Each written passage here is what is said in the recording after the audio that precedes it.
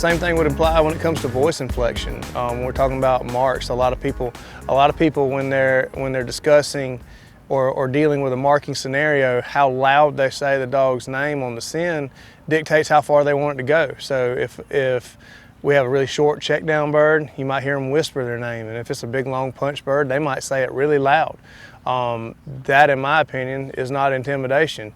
The dog will show you when it's intimidation. If they shout the dog's name really loud and he pancakes on the ground like he's scared, that's a whole different scenario. But if you shout the dog's name and they tear out like they're shot out of a cannon, obviously he was trained to understand that concept.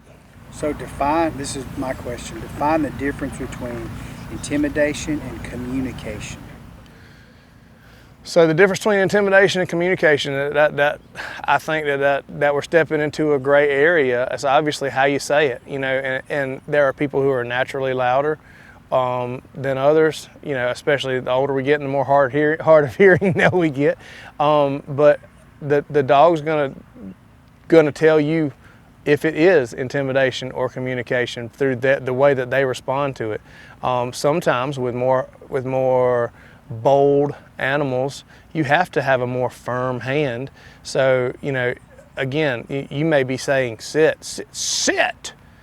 If the dog is not showing you that it's afraid or worried, then that was just the necessary stimulus it took to get the response that you needed. So, blowing a whistle, the farther away they get, the harder we blow on these whistles, the longer we hold it. I mean, some of these whistles are not very different than train whistles, so there's the ability to whisper is a very difficult thing with those tools.